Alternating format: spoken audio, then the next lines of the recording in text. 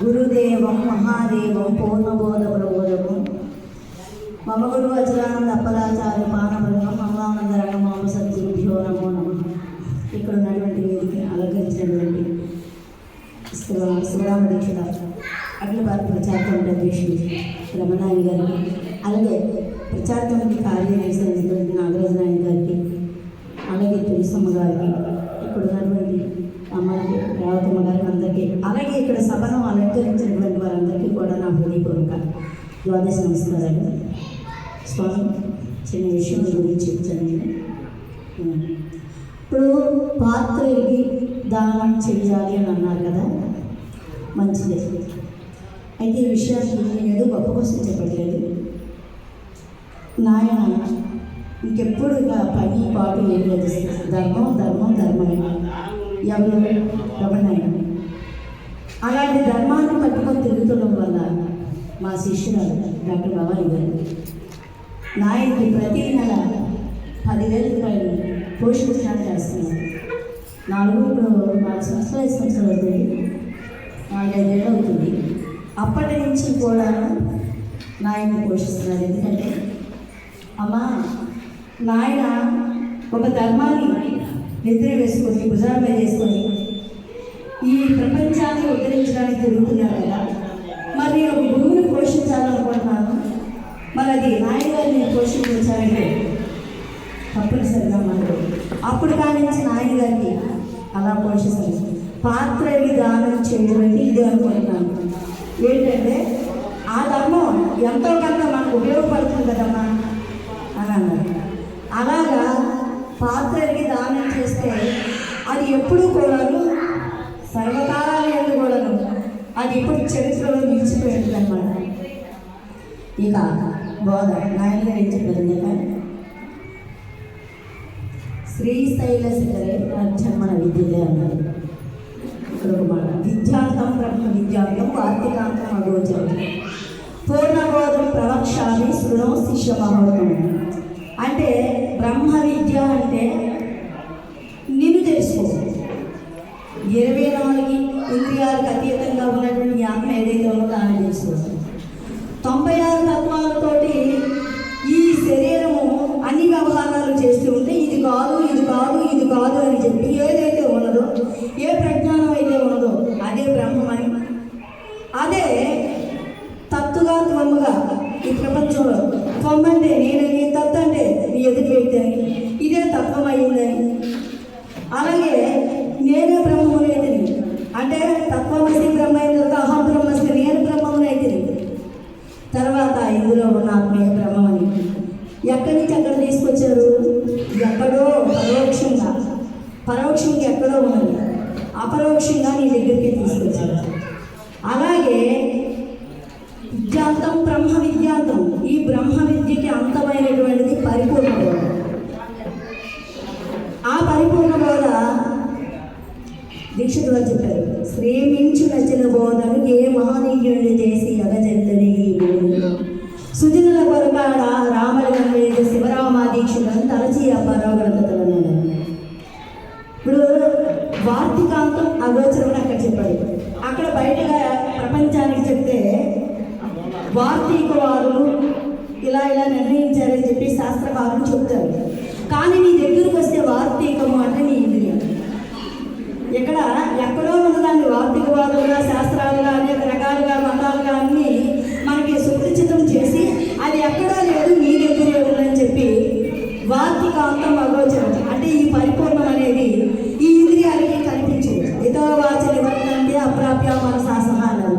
అంటే మనసుకి అందరూ పలుకు లేనటువంటి మనసు చేత నిరూపింపరాంది ఇది అని చెప్పలేం కదా. అలాంటి బోధన స్త్రీ మించి నచ్చిన బోధన అంటే ఈ స్త్రీకి మించినటువంటిది స్త్రీ అంటే ఎక్కడో లేదు. స్త్రీ అంటే ఇప్పుడు సర్వప్రకృతి స్త్రీ అని చెప్తారు. ఎక్కడికి వస్తే స్త్రీ అంటే నీ శరీరం అంటే దీనికి మించినటువంటిది ఆవల ఉన్నటువంటిది పరిపూర్ణ బోధన. అంటే ఎక్కడో ఉన్నదాన్ని ప్రకటన తీసుకొచ్చారు. స్త్రీ అంటే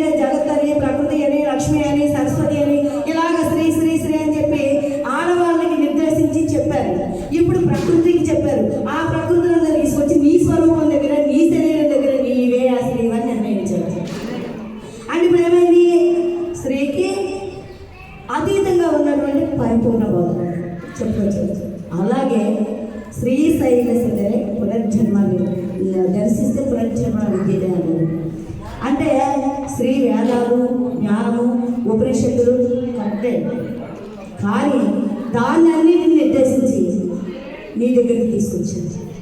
స్త్రీ అంటే ఈ శరీరం, శిఖరం అంటే నీ సహస్రారంలో ఉన్నటువంటి బ్రహ్మం. దాన్ని దర్శించే పునర్జన్మని విజయ అన్నమాట. దీనికి చిన్న ఉపమానం చెప్తారు, ఎక్కువగా చెప్పడం.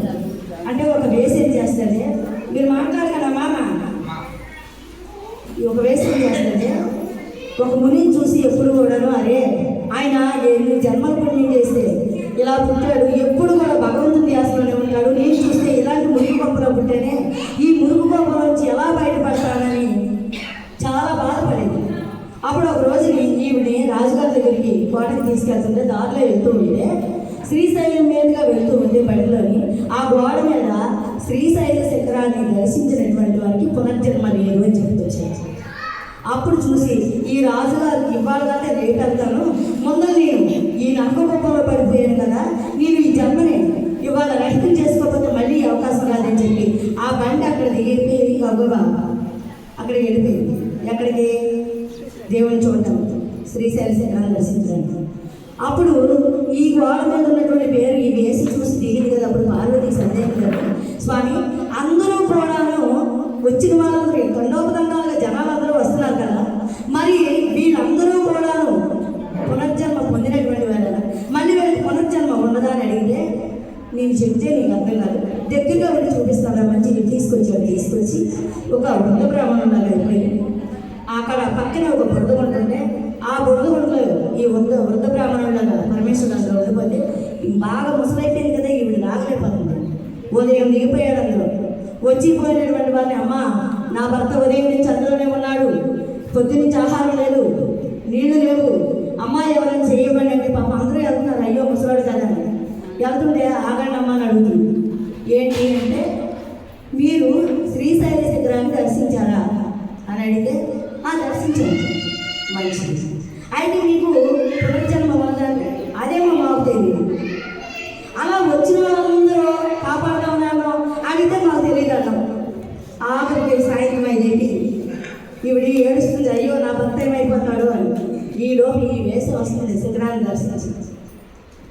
అప్పుడు అమ్మ నా భర్త ఇందులో దిగిపోయాడు, ఈ పొద్దున్నగా దిగాడు, సాయంత్రం అయిపోయింది, ఏమైపోతాడు భయం వేస్తుంది, తల్లి కాపాడాడు, తప్పనిసరిగా అమ్మని చెప్పి చేయకపోతే ఆగమ్మా చెప్పామంటే, నువ్వు శ్రీశైల శిఖరాన్ని దర్శించావా? దర్శించాను. నీకు పునర్జన్మ ఉందంటే నాకు లేదు, నాకు పునర్జన్మ లేదు అని ఖచ్చితంగా చెప్పింది. అయితే ఇప్పుడు చెయ్యమ్మా అలా బయటకు లాక్కొచ్చాను. బయటకు లాక్కొచ్చి ఇప్పుడు జాగ్రత్త వెళ్తే అప్పుడు చెప్పాను పరమేశ్వరు, చూసావా పార్వతి, ఎవరికైతే అంతటి దృఢమైనటువంటి నిశ్చయం ఉన్నదో వాళ్ళకి మాత్రమే పునర్జన్మ నశించింది తప్ప ఇంకొకరు కాదని. ఇదేంటి, అలాంటి పునర్జన్మ లేనటువంటి గురువు వేసితో సమానం అన్నారు. చెప్పారు కదా వేదాలు, ఉపనిషత్తులు, పురాణాలు ఏం చెప్పారు, అవన్నీ ఈ వేసి అంటే గురువుతో సమానం. అంటే వేసిన గురువుగా పాల్చడం కాదు, వేసి ఏంటంటే ప్రతి మగవాడిని అది చేస్తారు. అలాగే గురువు గారు ఏం చేస్తారంటే ప్రతి ఉపనిషత్తు, వేదాన్ని, సంస్థాన్ని అన్నిటిని కూడా చదవాలి, తెలుసుకోవాలి, నేనే వేదమై ఉన్నానని గ్రహించాలి. అలాగా ఆ స్థానంలో ఉన్నది గురువు గారు. అలాంటి గురువు అయితేనే సర్వ శాస్త్రాల అర్థాన్ని, సారాంశాన్ని తెలుసుకొని ఈ శ్రీశైల శిఖరంలో ఉన్నటువంటి ఆత్మదర్శనాన్ని చేపించి దానికి అతీతంగా ఉన్నటువంటి పరాన్ని ఎవరు చూపిస్తారు, వాళ్ళే ఈ మురికి సంసారం అనే జనరణ ప్రవాహారూపమైన సంసారం నుంచి బయటికి లాగినటువంటి గురువు అనమాట. ఆ వేసి గురువు ఇక్కడ ఈ సంసారంలో అల్లాడిపోతున్నటువంటి జీవుని పైకెత్తి లాక్కొచ్చిందన్నమాట. అలాగే జన్మరహితం చేసింది. ఎక్కడో ఉన్న ఉపనిషత్తులు, ఎక్కడో ఉన్న జ్ఞానం అంతా కూడాను ఇప్పుడు నీ దగ్గరికే.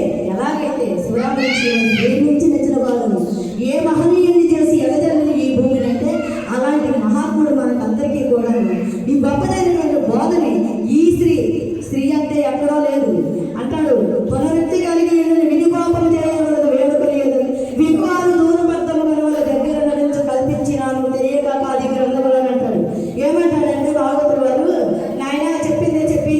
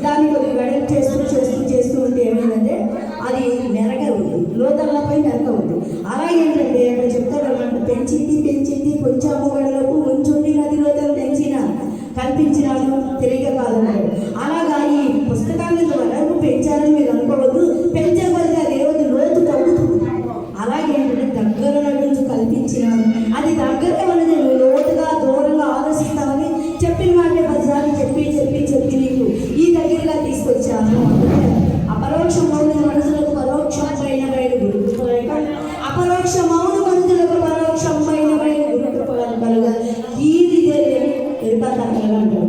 అంటే పరోక్షంగా ఉన్నదాన్ని మనకి దగ్గరగా తీసుకొచ్చి చూపించారు గురువు గారు. అపరోక్షం అవునే మందులకు పరోక్షం బయలు. మనం ఏమనుకున్నాం, దేవుడు ఎక్కడ ఉన్నాడు, నేను జీవుని, నేను మానవుని, నేను అల్పుని, దేవుడు నాకు ఎనంగా ఉన్నాడు నువ్వు అనుకున్నాడు. అప్పుడు గురువు గారు ఏం చేశారంటే, ఇది చెప్పిన తర్వాత ఆయన గురువు గారిని నువ్వు సేవ చేసి మెప్పిస్తే కనుక గురికి ఇదే గురువు గారిని మెప్పిస్తే దూరంగా ఉన్నటువంటి బయట నీ దగ్గరే ఉన్నాయి ప్రత్యక్షం వాళ్ళు అని చెప్పాడు. అలాగా అపరోక్షమైన మందులకు పరోక్షం బయలు గురు కృప కలుగా కీరిదే లేని ఎరుక తత్వాలుగా. ఈ కీరంటే గురువు గారిని ప్రత్యక్షంగా పరమేశ్వరుడితో సమానంగా కొలిసినటువంటి వారికి ఆ పరబ్రహ్మమైనటువంటి, ఆ పరమాత్మ అయినటువంటిది, ఆ పరమైనటువంటిది నీకు ప్రత్యక్షంగా దగ్గరగా ఉందని కనిపిస్తుంది అనమాట. అందుకనే కీరేంటంటే గురువుని సర్వకాల సర్వావస్థలు ఎందుకు కూడా మానవుడుగానో లేకపోతే ఒక ఇంద్రియంతో ఉపయోగించినటువంటి వాడుగానో మనం తింటున్నాడు వాడు అలాగే తింటున్నాడు అనే విధానంగా కాకుండా సాక్షాత్ పరమశివుడు అనే భావంతో ఎవరైతే కొలుస్తారో వాళ్ళకే తెలుస్తుంది. అందుకే ఈ స్త్రీకి మించినటువంటి దాన్ని ఇది లేనిది అని చెప్పి దీక్షితున్నారు. దీని అవతల ఉన్నటువంటి పరాన్ని మనకి తెలియచెప్పారనమాట. అందుకే ప్రేమించిన బోధన ఏ మహనీయుని చేసి ఎవరిని ఈ భూమి సుజనుల కొరకు, అంటే సుజనులైనటువంటి వారు తెలుసుకుంటారు. అంటే వారి గ్రామంలో మనకి తెలియకూడదు, అంటే సూర్యుడు ఎవరో చేసిపోయేదో అనుకున్నారు. అదన్నిటి కూడా అధిగమించి సుజనులైన మహాత్ములు ఎవరన్నా ఉంటే దీన్ని తెలుసుకొని 10 మందికి తెలియజెప్తారన్న భావంతో దానికి అవతల ఉన్నటువంటి దాన్ని స్త్రీకి మించినటువంటి బాధని అప్పారావు గణతంత్రులు అంటే ఎవరో కంబారు అప్పా బ్రహ్మ గారిని పరిశీలన చేసి ఆయన గుణగణాన్ని చూసి, ఓహో ఈ మహనీయుడు అయితే దీన్ని గుప్తంగా దాచి ఎవరికి చెప్పాలో ఎవరికి చెప్పకూడదు ఈయనైతే చెప్తాడని చెప్పి ఆయన గుణగణాలను పరిశీలించి ఇచ్చారు. వస్తుంది. జయ జయ సంతోష్ స్వామి వారికి ఈ అవకాశం పెద్దలకు మరొకసారి నా హృదయపూర్వక